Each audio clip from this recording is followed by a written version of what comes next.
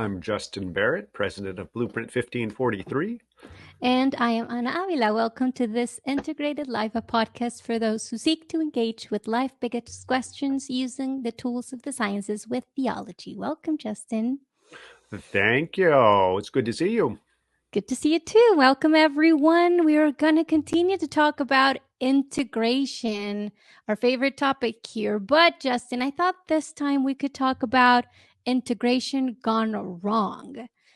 How about wrong ways to integrate? Because it sounds awesome to try to fit together our theological commitments with our work, specifically sciencey work, as we call it here.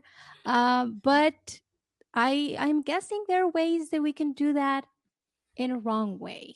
I'm I guessing bet you've you got have some specific examples in mind, too.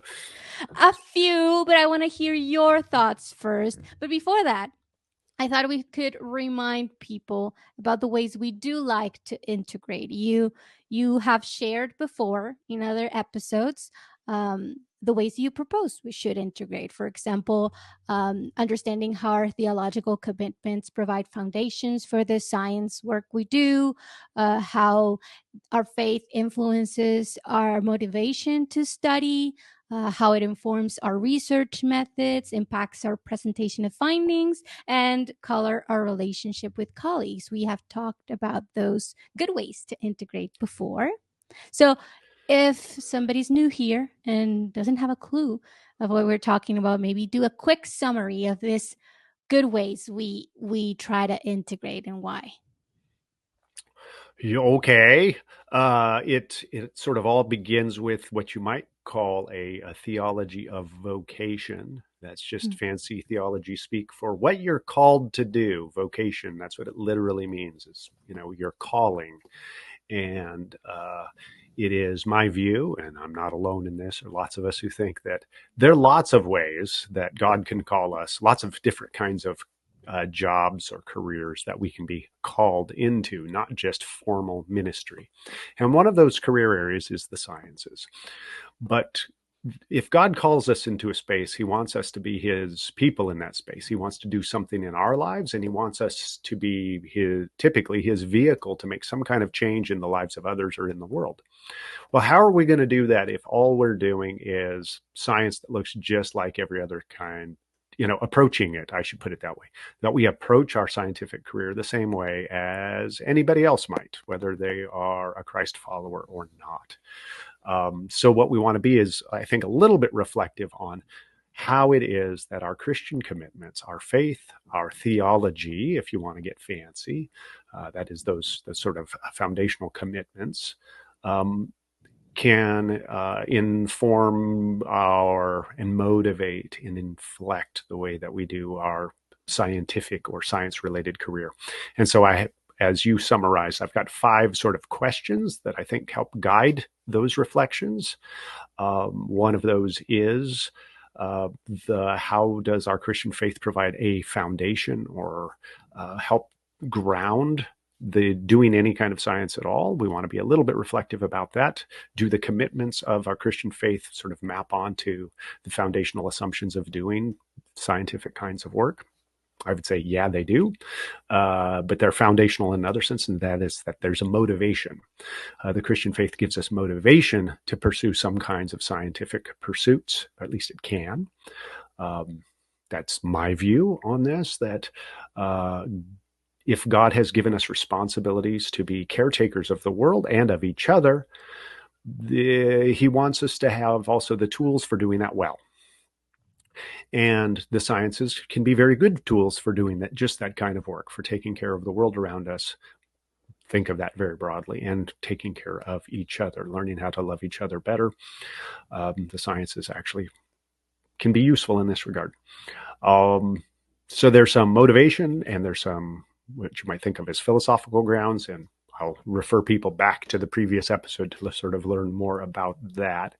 So I don't go into too much detail now. And then there are these other kinds of reflections like, well, how do we let our faith inform the specific topic that we're working on? the specific questions that we pursue.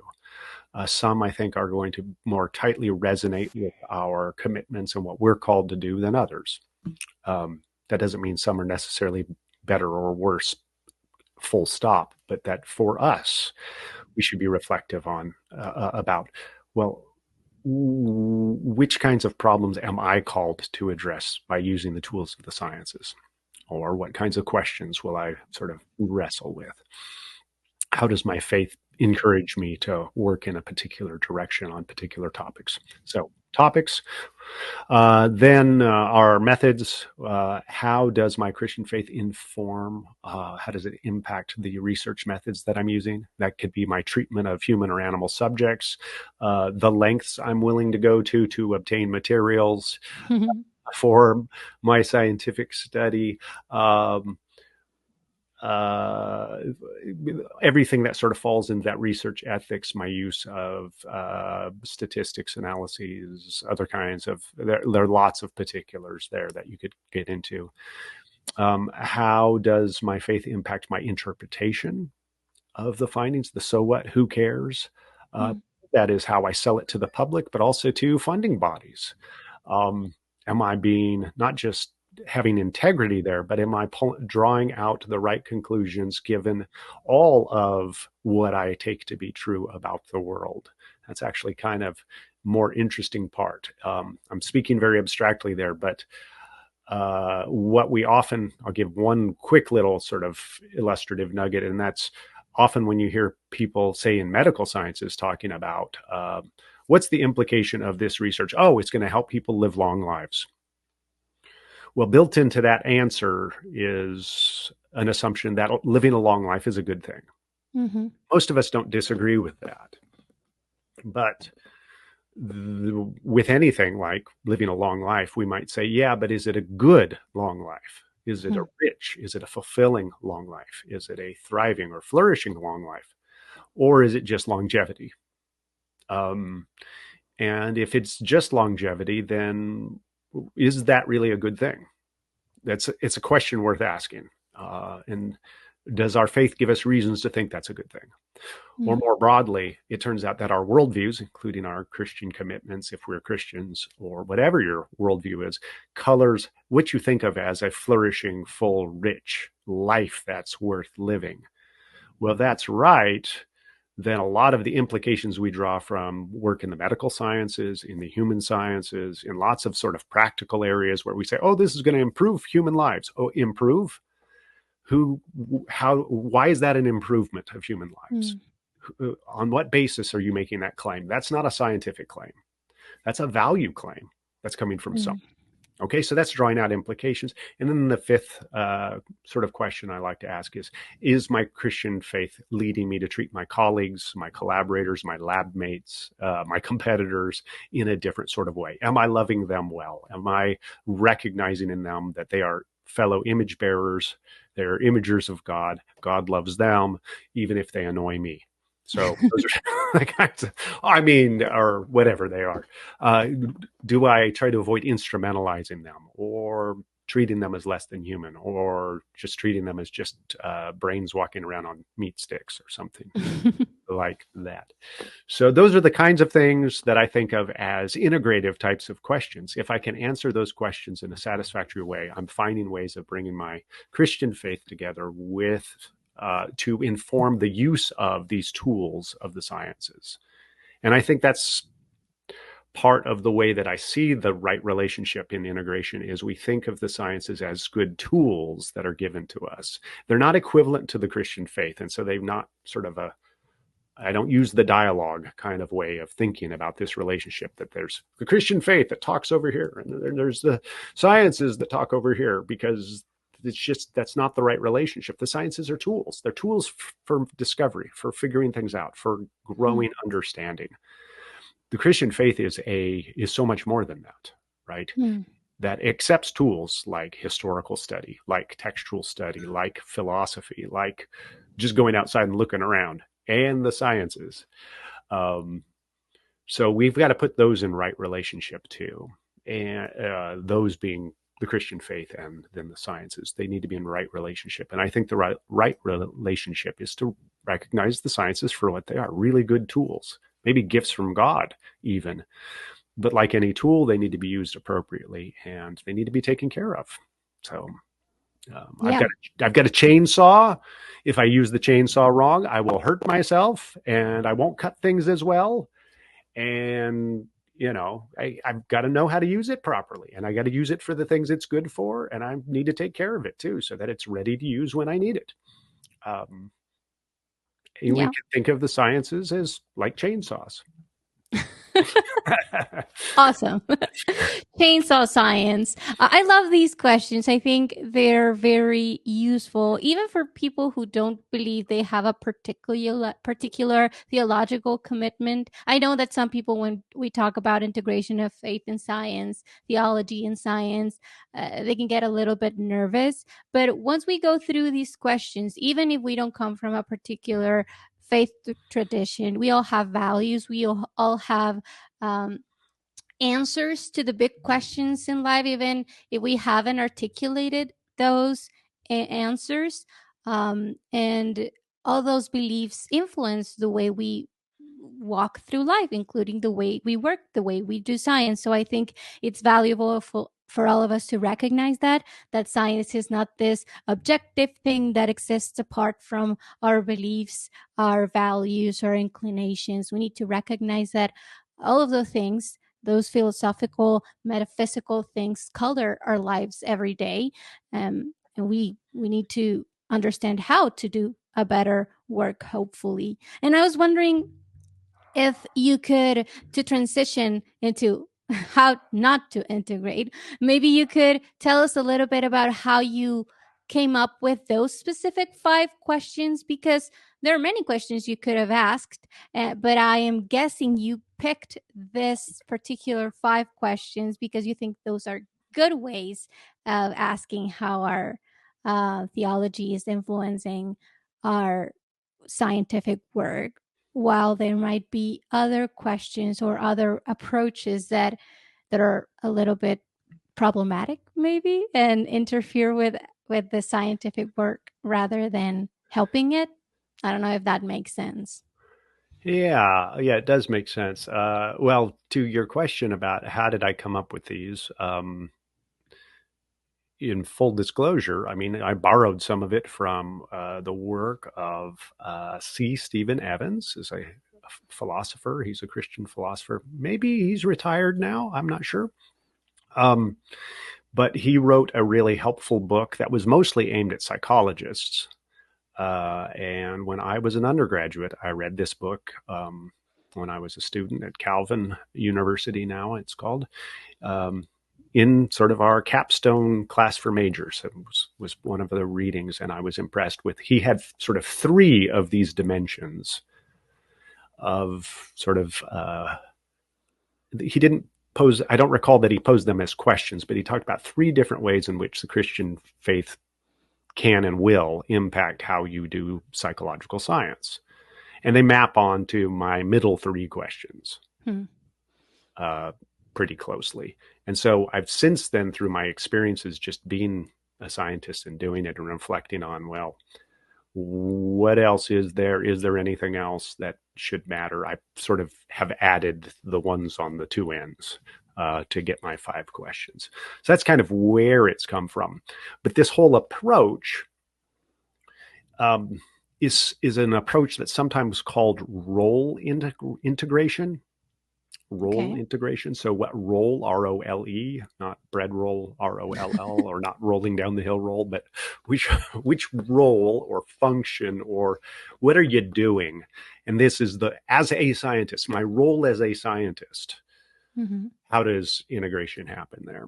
And that's to be distinguished from things like another dimension that's very closely aligned here is personal integration. Personal integration might be, well, how is my faith changing my day-to-day life? You can see that if part of my day-to-day life is doing the sciences, well, then they're going to overlap. So these are not clear distinctions, but they're sort of helpful emphases. You might think of that personal integration, but you might also think of the most common, I think, type of integration in this space. A common approach is called, you might call theoretical integration. And usually what's meant by theoretical integration is this idea that we're going to step back from it all, zoom out, and think about how do these different domains, theology, the sciences, how do they relate to each other on a broad theoretical level? And actually, that's probably where most, at least as far as I can tell, and you've done a lot of reading in this too, so you might have a different sense than I do. But my sense is that that's where most people have spent their time over the last 40 or 50 years. And in that sort of theoretical integration, they'll talk about things like non-overlapping magisteria, for instance, this NOMA approach that sciences and religion have, they deal with different stuff, so they don't overlap. So that means they can exist side by side as long as they don't touch each other. Well, that's very theoretical, but what does that do for me as a Christian scientist? Does that mean I need to partition myself because I'm doing both of these things at the same time? No, you shouldn't be doing both of these things at the same time. Apparently, if you take that NOMA kind of view, that your values should not impinge upon your work as a scientist. Okay, then where do these values that motivate, that animate my work as a scientist, where are they supposed to come from then?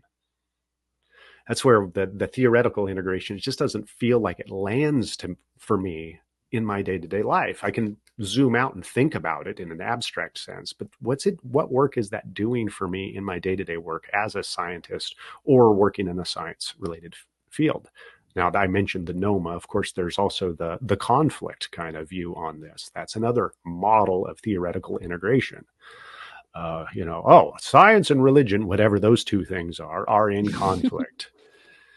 I find that a dissatisfying position for lots of reasons that we don't have to talk about. But my main critique right now is that theoretical approach of saying that in general, as sort of in principle, theoretically, science, whatever that is, and religion, whatever that is, they're completely opposed to each other, is just so ham-fisted, we would say in English as a metaphor. It's so clumsy. It's so sloppy. So much so that it's just false. But it's not even it's even hard to say that it's false because it's hard to know what the claim is. It's just so messy, a claim. What in the world are you talking about? So, because it leads to just absurd kinds of claims, depending on how you define things like science and religion. It's like, so if some people will want to say, well, the sciences extend to science-based technologies. Okay, so then my smartphone here is part of science. It's in the sort of science camp. And now when I read my Bible on my smartphone app, why am I reading the Bible? Well, I'm doing it religiously. You can't. What do you mean I can't? I just did. That's just, it's absurd claim that there's somehow those things. Oh, well, that's not what we mean. We mean that the philosophical foundations of doing the sciences and the philosophical foundations of religion are in opposition to each other. Are they? Okay, well, let's look at those. And we have looked at those. And no, I mean, it was monks and friars and theologians and stuff who even invented modern science. Yeah. It's just an absurd claim. So there are lots of these absurd claims. But again, I'm being pulled into the vortex of the absurd claims. I don't mean to. What I mean to say, that's okay. We're discussing wrong ways to integrate. These are wrong ways to integrate, or not integrate. Actually, yeah. In that case, it's not integrate. Well, that's a wrong way to integrate, is to not do it. Exactly. Okay, fine. Thank you for recovering me. And why is it wrong? Well, it's wrong because it does not lend. Actually, either of those views doesn't encourage me as an individual person to closely examine what I really think I'm doing as a scientist, what my philosophical and motivational foundations are for doing it. And so then it sort of untethers me as an individual, whether I'm a Christian or not. I could say the exact same things actually with a lot of secular worldviews. So somebody who just claims to be, I don't know, a humanist of some sort. I'm like, well, even the humanist, the secular humanist needs to consider, does your worldview motivate doing your particular kind of scientific work? How does your worldview philosophically ground that work? How does it motivate that work? I think if you don't know those things, you're going to have a more fragile kind of approach to the sciences. You're likely to suffer burnout. You're likely to feel slightly disintegrated in your work.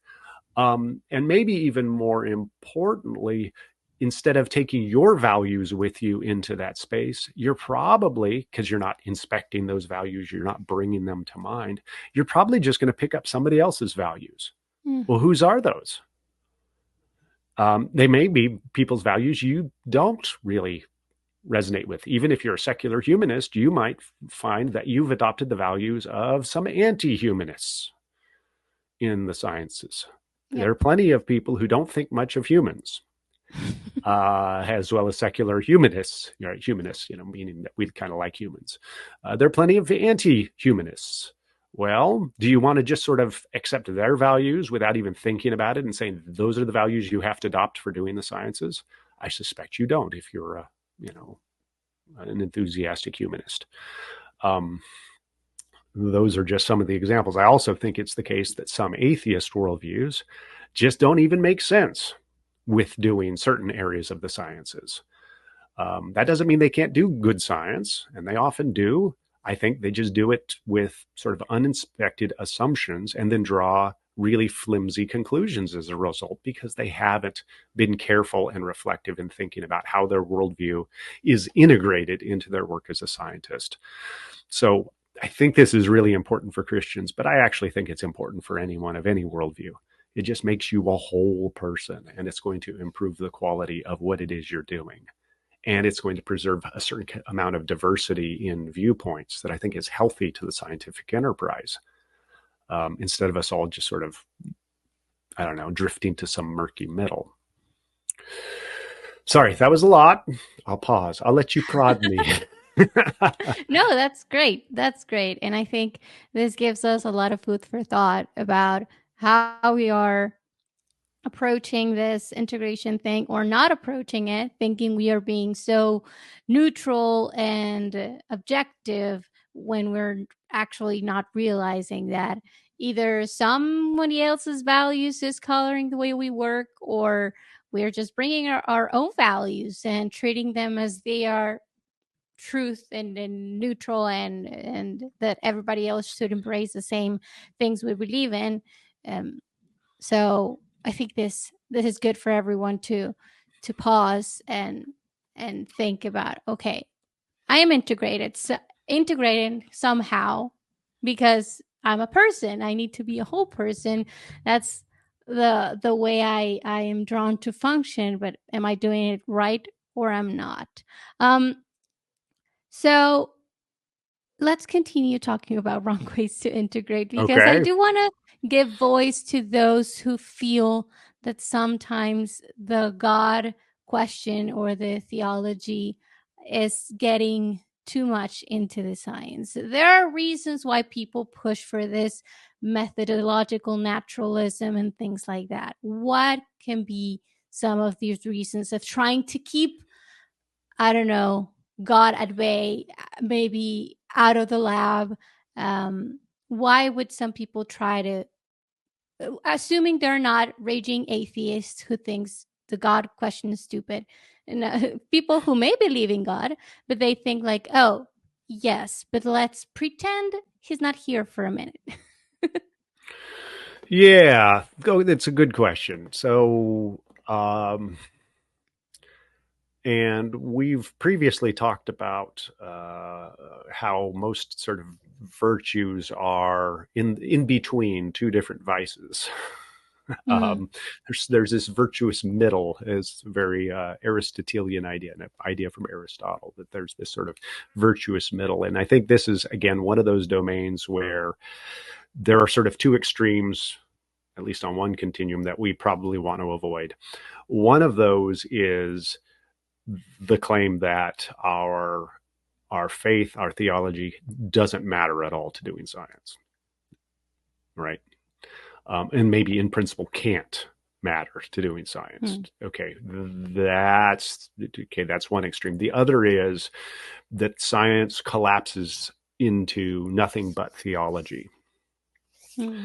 And so you might think one version of that view is that if a Christian does scientific work at every step of the way, all of those 5 questions I've laid out, they're going to look different than the non-Christians working on the same topic in their same lab. So that it must be absolutely distinctive scientific work. That's sort of the other extreme. And I'm not advocating for that. I think that could happen in some cases, but I suspect it won't happen in most cases. And the reason I think it won't happen in most cases is because the assumptions that underwrite the sciences were drawn from Christian theology to begin with. So in some ways, we don't, not 100% perfectly, but actually pretty strongly. And so we don't have to keep talking about them all the time. Yeah. We can just sort of put them in our back pocket and keep going. That's the interesting thing, I think, about the issue you raised, methodological naturalism. So to unpack that for folks who are not familiar with that terminology, methodological naturalism is the idea that when we do our work as scientists, we adopt, for the sake of getting on, the idea that there's nothing but the natural world. And so supernatural explanations aren't acceptable in that space. We need to give honest goodness naturalist kinds of explanations, and that's all. It is a little bit like pretending God doesn't exist. But I'm going to say that I slowed down and said it very cautiously. And the reason is I think that's not actually what's going on. Okay. Because if we really took seriously, if we really, again, speaking more philosophically about our philosophy of science, if we got back behind it and said, we're going to assume that God doesn't exist, I'm not sure we can get off the ground then. Yeah. Right. So it's not clear to me that if God doesn't exist, that we exist. Well, how can I do science if I can't exist? It's not clear to me that any matter exists. It's not clear to me that there would be any regularity in the matter, the stuff in the world that we see. It's not clear to me, if God doesn't exist, that I can trust my mind to detect patterns that are real. So maybe it should be called methodological deism or something like that. Maybe. I actually play around with a different term. You've heard me say it's an awkward sounding term, but it's called methodological providentialism. Yeah, but that's a good integration one. But because I think methodological that's what we're naturalism is a wrong way to integrate, maybe, in our opinion. I think it's not even actually naturalism, because if you go to the full to the final implications of actually believing naturalism is a thing, then you can even have natural processes to begin with. It would sure sap my whole motivation for doing the sciences if I were a naturalist. Mm-hmm. But setting aside those particulars, you're quite right that if there's this kind of sense, well, okay, let's not get too technical when it comes to, just doing the basic science stuff. Should we be pulling in supernatural explanations while we do it? Is that part of good integration? I'd say, no, that's not it. That's not good integration. Well, why not? Well, that's not what the sciences are trying to do. Christian theology teaches that God is the creator, yes, but also the sustainer. God works in and through creation at every moment.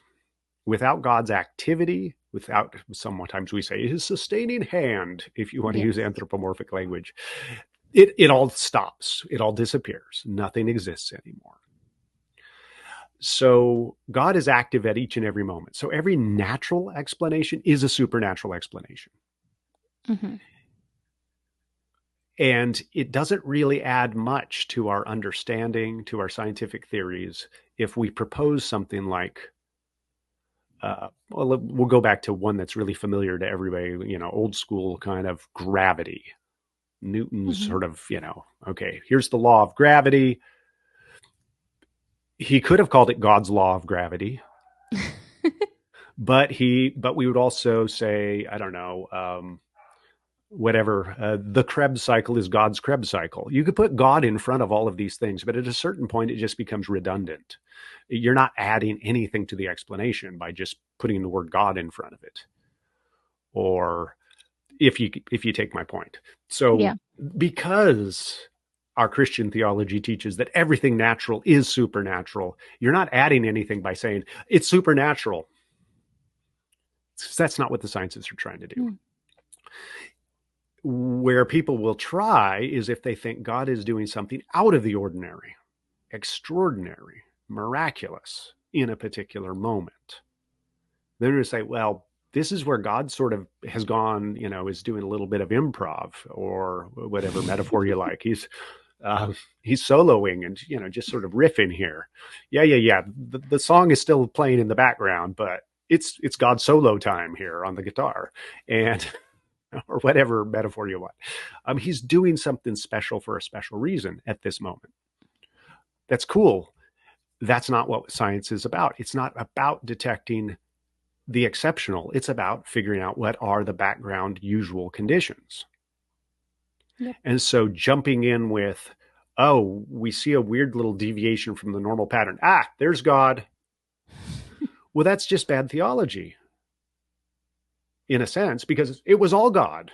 The whole Yep. line is God. Even the little blip is God. It's all God doing the work. And if what your point is by saying, there's God, you're like, well, you're trying to account for something that sort of deviates from the usual pattern. You're not doing sort of typical science at that point.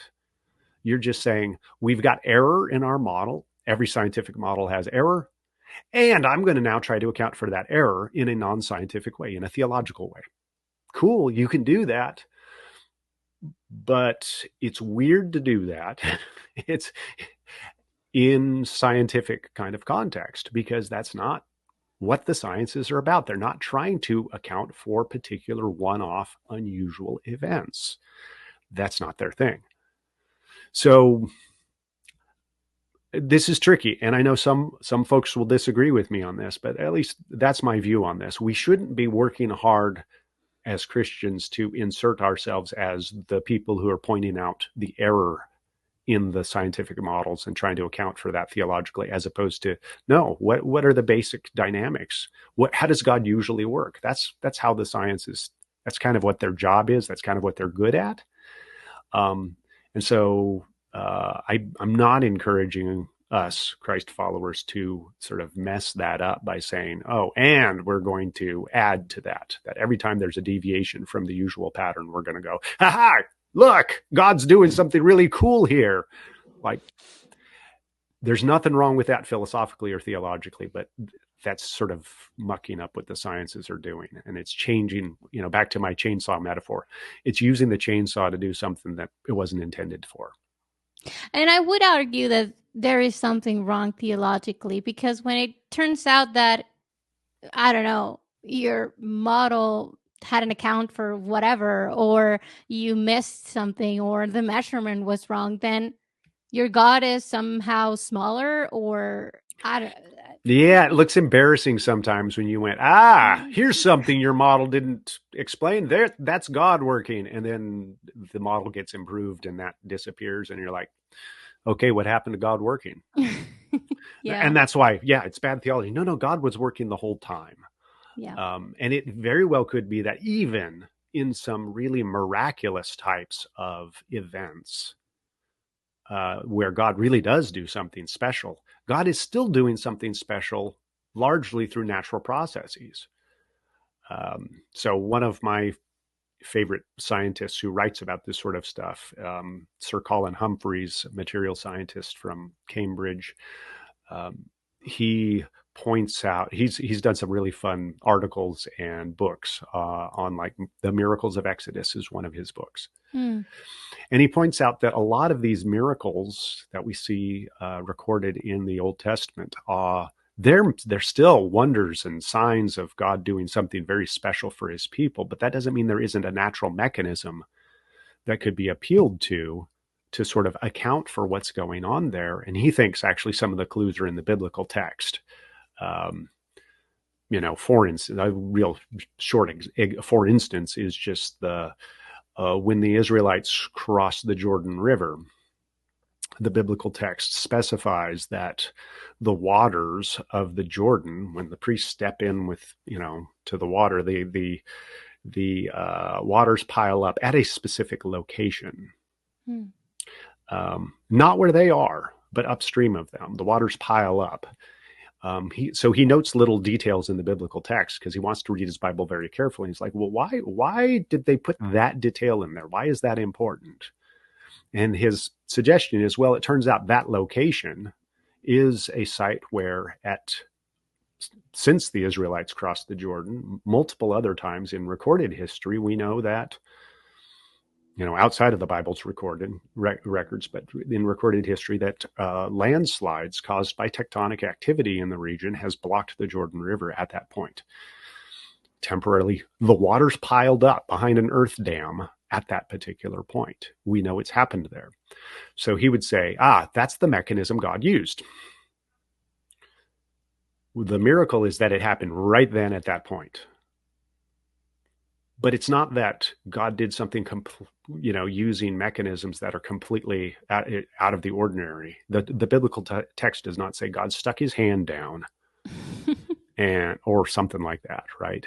We get this with the crossing of the Red Sea too. We have little details like a great wind blows up, rose up and so forth. So there are these mechanisms. Well, there are great winds. They happen. These are the natural mechanisms that God uses to do extraordinary things sometimes. Yep. Now, I've said Colin Humphreys is a material scientist from Cambridge University. I said he's Sir Colin Humphrey. He was knighted for his contributions to material science. But he's not putting those articles and books in science journals typically. I say typically because there's sort of one little exception that I'm aware of, but in more biblical studies and other kinds of contexts, because, well, the scientist isn't really interested in why it is that at one point in one time some people might have been able to cross the Jordan River. Yeah. That's not a scientific question. That's a historical question that happens to intersect with our understanding of the natural world. But that doesn't make it science just because the natural world is involved. The natural world is always involved in all of our historical stuff. Yeah. So I guess that's the other thing is when we're talking about those one-off events or very unusual events, we're talking about historical kinds of questions, not scientific questions. Or so says I at this moment. He might change his mind. I agree. Later. I mean, I think this is very helpful for us. And again, it might sound awkward for some Bible believing Christians that we seem to be diminishing the miracles, even though we're not. But I think it's helpful to see how the Bible presents God working. He's always working. And the fact that we can sometimes understand how he worked, the natural mechanisms, doesn't diminish his power. My favorite example is when the Bible talks about God forming us in our mother's womb. I mean, that is something beautiful and amazing. And I do believe the Bible talks about how God takes care and that we are all made in his image. And at the same time, through science, we've been able to discern better and better how babies are formed in the womb. It doesn't diminish God's power and wisdom. So again, I think those are very important things for us Christians to realize and embrace as good. Yeah, if anything, it's more impressive. It's like, wow, yeah. That's cool. Yeah. That's really cool. That is really cool. And speaking about the Bible, I think another way we can go wrong with integration is maybe not at the lab, trying to see God in the bleep of the model, but also while we're reading our Bibles. Sometimes we try to, I don't know, wrongly integrate the current scientific model of whatever into, oh, see this verse? It talks about how the earth blink. This thing scientists discovered this past few decades. I don't know. Maybe before we close our time together, we can talk a little bit about that wrong way to integrate, to trying to unearth modern science from ancient biblical texts. Yeah, that's a good example too. Yeah, the temptation there to, I don't know, to read back into the biblical text certain kinds of scientific claims that the biblical text surely was not making. And I say surely it wasn't. Well, it sounds, well, how do you know? Okay, I don't know 100%, but we can be pretty confident sometimes, because if the biblical text was trying to say something about embryology or something like that, it really did a lousy job at it. Because the people didn't walk away with an understanding of embryology. Yep. Who read the thing. And then you're in an awkward situation of saying that God's revelation through Scripture was feeble because it failed to communicate these things. Now, and I take it that most of the people who are trying to find science in the Bible, of modern science findings in the Bible of this sort, they don't want to diminish the power of God's revelation. But in a sense, they're almost doing that. Or they're playing into this weird idea that somehow God had hid all of these little nuggets in the Bible for people thousands of years later to find. Why? If they've got a good theological story to tell me about that, I'm here to listen. But it's a strange thing to do. A much more straightforward understanding of what God is doing in his revelation is he's telling the original audience and maybe subsequent readers something that's important for their lives. Teaching them what a good relationship with God looks like, what it is that God's character is like, what his attitude toward us is, what a right response to God's character is. Not things about, I don't know, embryology or immunology or even nutrition. Sometimes we get that one too, where it's the reason that God laid out all of these dietary restrictions for, the people of Israel was because that's the perfect diet for everyone, everywhere, and all time. And if only nutritionists would get on board, they'd see the science of the Bible. And they're like, don't think that's what he was doing there. We have zero evidence that's what he was doing there. We don't even have good biblical evidence that that's what he was doing there. But since, later biblical peoples in the New Testament are no longer eating that way, they're no longer following the same kinds of restrictions. So that really, is that what was going on? Probably not. And we can multiply the examples there. So it's not only weird, it's also dangerous. That's a way to have the Bible say whatever we want it to say, not what it actually says. Yeah, well said. No, that's right. And it also, a little bit like that whole, idea of, oh, your science model doesn't work, so I'm going to insert God into this space, often called God of the gaps kind of reasoning. This runs a similar risk, which is that because the sciences are always tentative, they're always provisional, and they're always changing, that being too enthusiastic about saying, oh, well, there's this new scientific finding, guess what? It was already there in the Bible. Well, what happens if 50 years that people are saying, well, no, we don't believe that bit of the science anymore. Here's the new scientific finding. Are you going to still go back and say, oh, yeah, that was in the Bible too? Well, now you've changed your story based on the sciences. Yep. Why? Because you're working too hard to pretend that the Bible and modern science are doing the same job, that they have the same purpose, that they're exactly the same revelation. I do deeply believe that God reveals himself in the natural world as well as through the sciences, as well as through scripture.